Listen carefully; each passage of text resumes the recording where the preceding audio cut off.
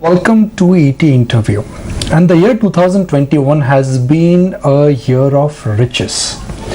Irrespective of what you bought, NFT, crypto, small cap, large cap, it's been a year where in general, if you bet on most of the asset classes, you've made money. While it's also been a year of even greater losses for those who've lost their near and dear ones to the pandemic.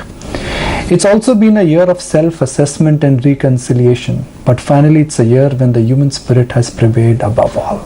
So what a year it's been. But in markets, it's not about analyzing what has happened, it is analyzing what will happen. And that's what we intend to do with Ramdev Agrawal on ET now with the next couple of minutes, trying to understand where he feels there is value, there is growth, and there is scope for making money. Mr. Agrawal, fantastic to have you on ET Now and ET Now Swadesh. Always look forward to our interactions. It's been a year of riches, Mr. Agrawal. It doesn't matter what you bought. As long as you participated in equity, NFT, crypto, Bitcoin, it's a year where your balance sheet in a sense is looking good. Yeah, I think this has been quite an unexpected year, I would say. I mean, at the end of 2020, we would have never thought that 21 would be such a bumper year across the asset classes. And I think we are passing through unusual time in terms of massive liquidity, very low interest rates, very high inflation, very high asset prices world over, and investment boom in private equity as well as public equity. So maybe this is a golden era of equities. Now, while there is no logic in trying to divide years mathematically, but historically I've always seen that when the year changes, the trend always changes. I don't know why that happens, but it has happened in the past. So how much of the bullishness and the underlying wealth effect which is got created because of high liquidity will spill over to 2022? Yeah, so markets are very smart and sensing the any kind of a change in the liquidity situation or cost of liquidity significantly climbing because the macro thing is not that straight and we thought that once the tapering is announced, maybe the bond yields will go up, but now it is again come down to 140 141 tax. So clearly there are a lot of macro variables which is not as per the textbook, at least the old textbook. So we have to take the things as it comes, and I don't think we should do too much of macro betting. We should be very micro. We must look at the company, we must look at the sector, and the valuation, whatever one can understand, and then go about doing it rather than trying to make a macro call. So let's talk about the market setting for 2022. Interest rates will move higher.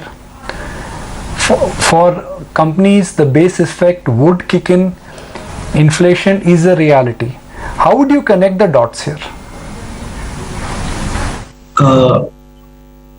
Dots mean what are you hinting at? I'm trying to understand that what happens to equity markets in the light of high inflation, a possibility of a rate hike, and a base effect on earnings. What happens to underlying valuations in equity markets?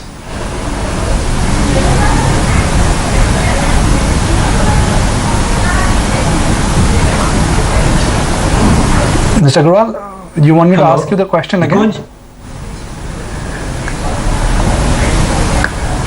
No, my question, Mr. Agrawal, is that let's look at the possible scenarios for 2022. Interest rates will move higher. It will impact valuations. Impact of inflation will eat into margins, or it will have impact on profitability for companies. And then you got this entire conundrum on which way liquidity will move for emerging markets, given what is happening to the risk appetite. So how do you think these three things will come together and impact equity markets in general?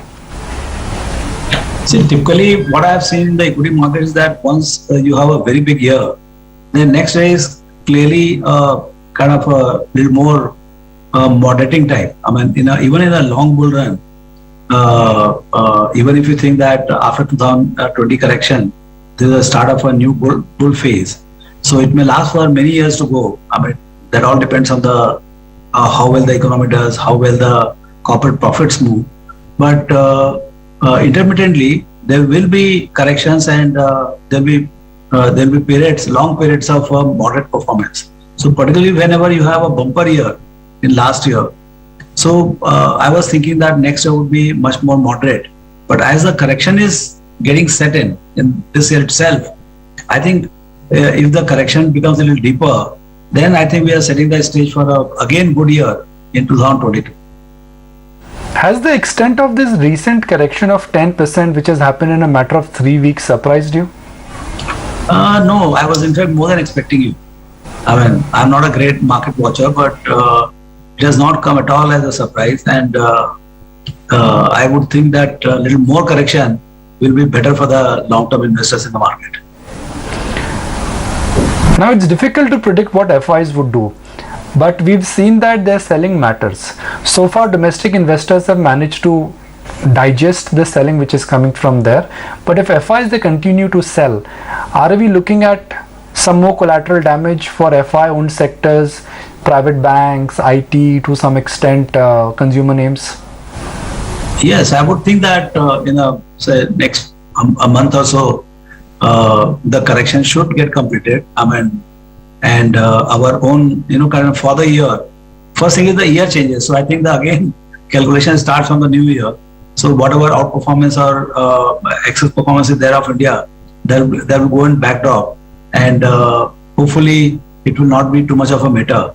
But I think that excess performance of say 20%, 10% has already corrected.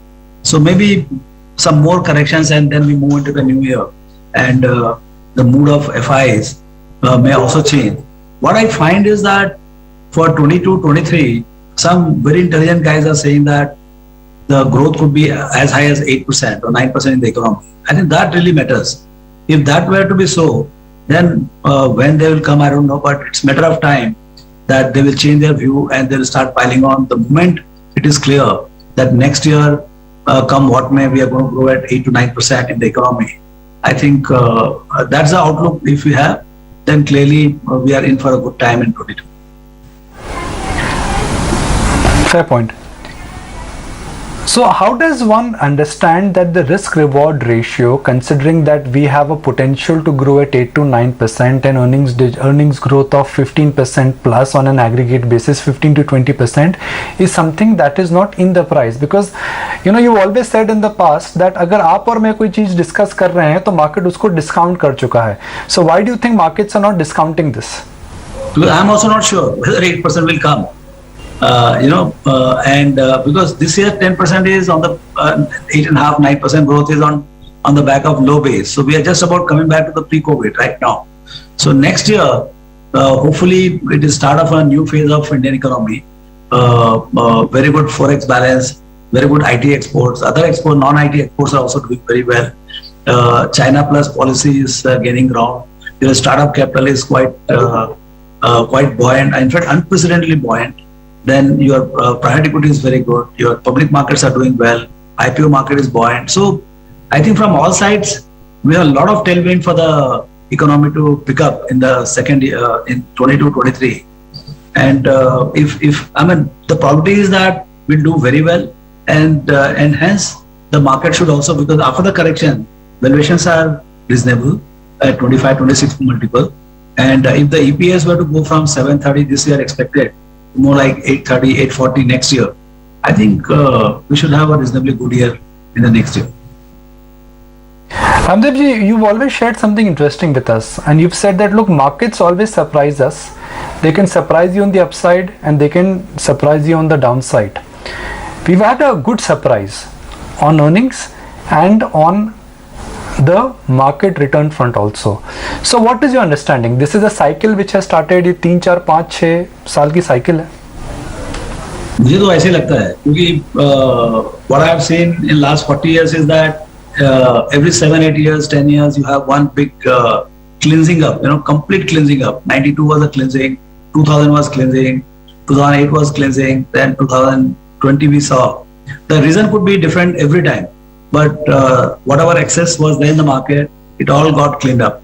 And then the new story starts, and again it builds and then overbuilds in next 7-8 years. So right now we are building up. Maybe at some point of time it will go out of hand and become overbuilt. So we're in that bull phase, and hopefully, I mean, when I see some of the statements of the consultants and all, global consultants, and they say that India could grow at about almost 8 to 10% in next decade, they are saying. So I mean, a lot of people like Mark Mobius, McKinsey chief. I mean, I don't have any special way to look at any crystal ball gazing for Indian economy. But if by chance we can grow at 8% plus, then we are in a fantastic situation to make good money in equity markets in the years to come. You know, and that doesn't seem to be in the price, because I'm not too sure about 8% growth next year. Okay तो Ramdev ji, share बाजार में बोलते हैं that courses remain the same, horse's they change. तो आप जिस चीज पे फोकस करते हैं वो है प्रॉफिट पूल और अर्निंग्स। तो अगला बड़ा प्रॉफिट पूल कौन सा है शेयर बाजार के लिए? देखिए, जो कन्वेंशनल आपके प्रॉफिट पूल है, जैसे इंडियन आईटी है, योर बैंकिंग फाइनेंस सर्विसेज है. सो लाइक हमारे वेल्थ क्रिएशन स्टडी में it is very clear that almost 24-25% comes from maybe even 27-28% comes from banking and financial companies. Then you have another 23-24% coming from IT, which has emerged as the largest sector. और मुझे ऐसा लगता है कि going forward in next 5-6 years, this IT sector is not only going to have large rise in the total profits, but the quality of profit is also very good. So I think that is going to become, it could become the largest sector, but I don't think it can beat the BFSI, but still IT remains a very large one. Now the new segment which is coming up is the digital segment. I mean, right now most of the companies are not making money. Few of them like IndiaMart are not making money, but very small. But I think serious amount of money running into thousands of crores will be made in next 2-3 years by some companies. So my sense is that in next 10 years, I think one of the segments which will have a very large share of profit of the total corporate profits. Total corporate profit itself will grow by say 15% in next 10 years. So it will be 4x from here. Say if you make about 5 lakh crores profit, it will be about 20 lakh crores in next 10 years. But of that, about 20% would be coming from digital companies. So it will be very large segment as we go forward. Ramdev ji, so digital company पे थोड़ी बातचीत करते हैं। मैं global data देख रहा था, Robin Hood का शेयर हो या फ्रेशवर्क्स का शेयर हो या फिर अलीबाबा का शेयर हो, ग्लोबली सब बड़ी इंटरनेट कंपनीज के अंदर 30 से 70% की गिरावट आ चुकी है। और क्योंकि हिंदुस्तान में इन जो कंपनियों की वैल्यूएशंस हुई हैं वो ग्लोबल बेंचमार्किंग की वजह से हुई हैं। आपने जोमेटो की प्राइसिंग करी है, आपने पॉलिसी बाजार की प्राइसिंग करी, ये ग्लोबल बेंचमार्क्स में हुई है। Because globally prices have come down, क्या ये नई इंटरनेट कंपनीज को झटका लग सकता है? और पक्का लगेगा। देखिए, आप इसका ख्याल करें। I have seen the history of Amazon. इसकी लिस्टिंग हुई थी 95 में, कुछ $10-15 में लिस्टिंग हुई थी, और यहाँ से बढ़ के हो गया करीब $100 के आसपास भाव हो गए 98-99 Y2K बूम में। And then it crash to $5, जो भाव में इशू हुआ था उससे भी नीचे आ गए $5। जितने इन्वेस्टर थे सब साफ हो गए, जो ओरिजिनल इन्वेस्टर थे कोई नहीं रहे। उसके बाद पूरा का पूरा न्यू सेट ऑफ इन्वेस्टर्स आया, और वो जो 2-5 बिलियन डॉलर का कंपनी था वो आज $2 ट्रिलियन की कंपनी है 20 साल में। तो ये कहानी फिर से रिपीट होगी यहाँ पर। और हमको ख्याल है कि Y2K जब हुआ था तो 93-94 में कोई नहीं पूछता था ये टेक कंपनीज को। फिर 96-97 में जब Y2K आया, so then the explosion happened and companies went 100x 200x and then it crashed, and it crashed very badly. 80-90% crashing was there. Even the best of the companies crashed by 80-90%, and then from there we rebuild to what we see today, 8 lakhs, 9 lakhs and all. So I think the same kind of story can happen.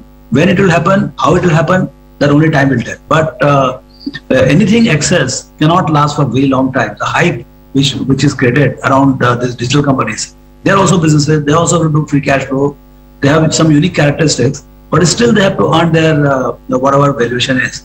And if they don't earn, they have to be corrected. So I am very clear that these companies will see some kind of a correction or a stagnation in the prices. That, two ways you can, time-wise you can correct or price-wise you can correct. Now, since you've invested in Zomato, I'm curious to understand that what will be your strategy for some of these internet companies be? Would you be just chancing, would you be just taking small bets in one or two companies, or you are looking at, let's say, migrating 15-20% of your total corpus eventually in some of these new age businesses? It will be very slow. We will not take very large bites into any company because our own understanding is very limited, and valuations are also not that reasonable. So, but still we have to learn the game, because we know because they are high growth companies, maybe the correction might be very shallow and we will not be able to catch them whenever it corrects. So you have to put your bet little bit and try to see that you buy into 2, 3, 4 companies on which your conviction are highest, and see the winner in this category with so to finish first you have to finish. So the companies which have very good execution capability and the entrepreneurs are very good, and the guys who are going to last for next 15-20 years and they are going to be winner. So winners are underpriced, and the companies which are average or those who are not likely to win, they are grossly overpriced. Now, who is going to be winner, who is going to be loser, that becomes a bit of tricky thing, at this juncture. So let's talk about IT services, the traditional IT services model which we are aware of. I looked at Accenture numbers, and on a large base, they are indicating a growth of 20%, approximately 20%. So what does that tell you about which way large cap IT stocks are headed? They've had a great 2020, a fantastic 2021. Given the momentum which is there, do you think these stocks can still give double-digit returns from here? I would think so. I think this is unprecedented time, like what happened in Y2K. I think digital transformation of the world businesses, even if you are failing, still you have to do digital transformation. So the ones which are successful, the new ones, they have to do digital transformation, but the ones which are struggling, they also need to digitally transform themselves. So I think the digital transformation has taken a pace, particularly after COVID. It is literally urgent, and IT budgets are going up. And so there is now the problem is the supply. Just 2 years back, they were struggling to get enough orders, and now suddenly it is a seller's market, and clearly you can see the attrition, you can see the price also uptick in their services billing. So I think very good period is there. Now, how long it is going to last? Most of the guys I talk to, the CEOs, they say it is going to last 2-3 years, because you can desire that I want to do all these projects, but it can be executed at a pace. So everybody's order book is full, anybody who can execute. So my sense is that the recruitment which has happened in last year, they will get trained, and they will come into the workforce, and they can deliver only starting from maybe second half of this year, and bulk of the delivery peak will happen maybe first half of next year. So my sense is that we have a good runway, but quite a bit of it is there in the price. We must not forget that at about 35 P multiple, they are literally 50-60% higher than the average what they used to trade it. So keep in mind that particular aspect, but the longevity of this bull run may not be in the price. So will I be reasonable if I say that if the underlying growth trend continues, and if the starting point is the current starting point for large cap IT stocks, in 3 years these stocks can double? Is that a reasonable estimate? No, I think that is over expectation. I would say 4 years, not 25%, but more like 70-80%. That should be the good way to expect. But even if you do 15%, very safe, very high quality, 2-3% dividend. So if your price goes up by 15% and you get about 2-3% dividend yield, I think you are very well off. And these companies are very stable, very high quality, very global in character, and they are inevitable for the global economy, and they are not at the mercy of any government policies, regulation, nothing. So I would think that these companies don't have too much expectation. A lot of things can happen, but expecting double in 4 to 5 years would not be out of place. So I'm going to remind our viewers of a conversation we had once upon a time, and it was literally once upon a time, kai saalo pehle, and you said the following, that Nikunj, the way I invest is that I want my money to double in 2.5 to 3.5 years. That's the kind of hurdle rate I look at. So in your assessment, if IT cannot double as an investment in 3 years, in this market, what can double in 3 years? That's a 20% CAGR return, a very reasonable return. No, 3 years double means 25%, 26% actually. Okay, so a rule of 72 divided by 3 works at about 25-26%. So yes, there are segments within digital. I think digital has that hope, because the digital main criteria is that they can grow very rapidly, and they can be very global also. So because of their friction-free delivery of products and services, I think we are going to see new growth companies coming from there. And then when economy takes off, there will be segmental opportunities. I mean, mid-sized IT companies can also deliver that. I think in this bull run of next 5-6 years, I think Indian IT will deliver another 3-4 mega companies, like what you have in Infosys, TCS, SCLT, even now Tech Mahindra has gone to that league. So, there will be some companies which will go from 15, 20, 30,000 to more than 1 lakh or 2 lakh crore. So I think we have a chance of seeing some well-managed, large, mid-sized companies crossing that chasm. So Ramdev ji, if I take the clock of last 10 years, we've seen the birth of 3 outstanding companies, and you've participated, I think, in all 3 of them.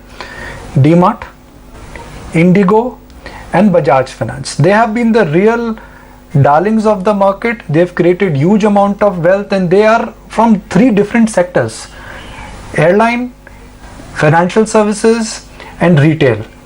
Where are you laying your bets for this decade? Because history will repeat itself. Multi-bagger तो आएगा, कौन सा आएगा is the endeavor. अभी देखो, ये बोलने का बहुत मुश्किल है. हम 25-30 कंपनी खरीदते हैं एक फंड में, and the aspiration is always there to see that these companies, they go multi-fold for the customers, But to say right now, I mean, if you ask me, the highest probability is from the digital companies, because they are very small right now, very, very small, and potential is very high. And the potential is not only Indian, the potential is global. So what we saw in IT between 95 and 2002, and then now in last 20 years, I think that 20-year journey will be compressed in successful companies in 10 years. So the game is going to be far more exciting in the digital companies, and the companies, the old companies which are digitizing, say like Bajaj Finance and all, who are trying to become a lot more digital as we go along. And there will be a lot of companies, in fact, all the successful companies from the old economy, they will go digital. And that is where exactly a lot of opportunities are there, because people who are, digital companies, people knowing that they're digital companies. But the old companies who are digitizing themselves, and they are becoming 100% digital. And today, people may not be aware of the change in the process. So I think that's where the opportunity is going to be, and that's why in our research we have to see which are the well-run companies which are increasing their digital quotient in their operations, and those companies, I think, will surprise us in terms of multiple re-rating and of course earnings growth. Because today in digital companies, the earnings are not visible, but the P multiples are very high. I mean, valuations are very high. But the companies which are old economy, but going digital, their valuations are low, and as the earnings growth comes, I think market will be surprised by the earnings growth as well as by the valuation. So I'll use a term which perhaps is your favorite term and something which you applied in your investment philosophy: value migration. And I'm going to connect, Mr. Agarwal, value migration in the financial space, because everything in the financial space is now getting challenged. There are fintechs which are trying to become big in distribution. There are fintechs which are trying to become big in lending. There are fintechs which are trying to become big in MSME lending. There are fintechs which are trying to only become sellers of, are trying to dominate the brokerage space. Where do you think the value migration is happening in the financial space, and who will be the outsized winner? Nico, this is very large space, and everybody needs the financial services, whatever financial services, and everything is going digital. Actually, everything is going phygital, and in some cases it is going completely digital, because these services which can be delivered end to end digitally. I mean, customer onboarding can happen digitally, and then services can be delivered, and even the customer service can be digital.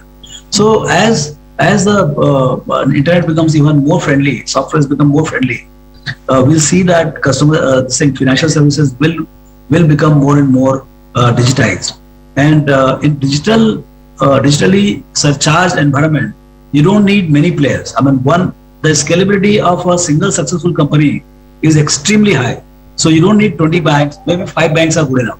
So I think whether it is banks, whether it is insurance, whether it is broking, asset management, you name it, everywhere migration will happen. And the guys, the winners are going to be, of course, the guys who do their USP very well. I mean, whatever, if it is asset management, the performance is good.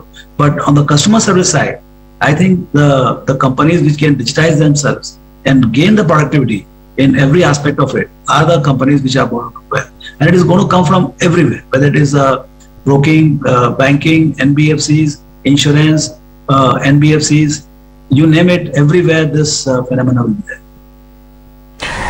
Markets a year and a half ago were in a sense chasing AMC stocks. Great listing by HDFC AMC.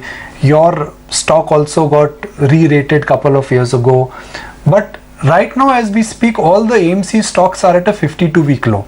Even though we are in a bull market, even though SIPs are going, because markets are worried about disruptor. So let me ask a manager and an investor, is the current fear in AMC stocks a time for a long-time investor to invest in? I think it's a food for thought for all the asset managers, because onslaught of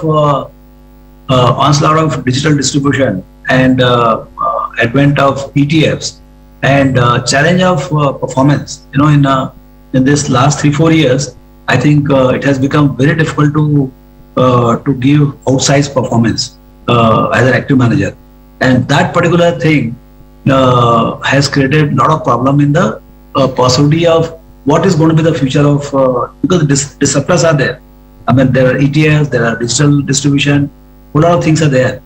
So the guys who can deliver in a sustained way outperformance and collect AUMs are the companies which one should look forward to really invest in, because this is one of the finest business, most intellectual and intellectual,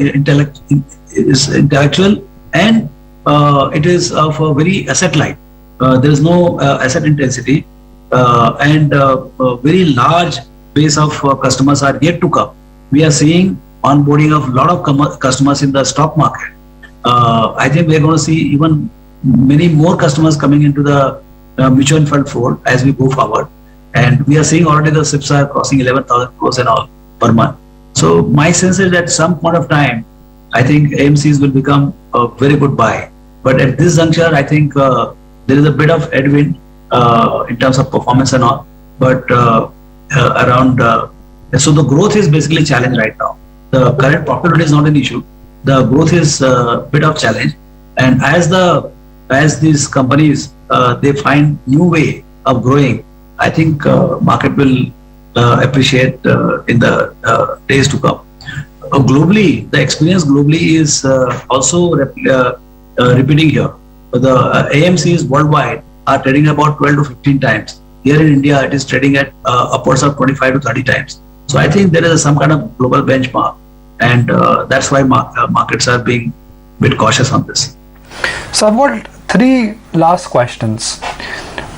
My next question is about a group where you've invested in and you've remained invested for years, HDFC group companies, whether it's HDFC Bank or HDFC Life or even HDFC Limited. Why are HDFC group of stocks getting derated in this kind of a world market? They are the go-to stocks in terms of growth, corporate governance, technology, adaptation, yet they're underperforming. I think somewhere the market character has been very different in last 2-3 years. It has been much more mid cap and small cap rally, not so much of large cap, and FIs have been actually selling. So and these are the stocks which are darlings of FIs, and FIs have not been the particularly the big investor in the large caps, listed large caps in India. So to some extent they have suffered because of that, and that's what I think, because the financial performance is as good as it can be, and the outlook is also very good, and stable leadership is there. Businesses underlying are very good. Their growth rates are. And second is that maybe at some stage they were little overpriced compared to the peer set. Now peer set has also come in, so now the investor have a choice to switch from one to other, and there's not only one HDFC Bank. There are say ICICI has come up, so some arbitrage has happened. So those kind of things are happening. But broadly, I think maybe this is a great time to relook at these companies for investment.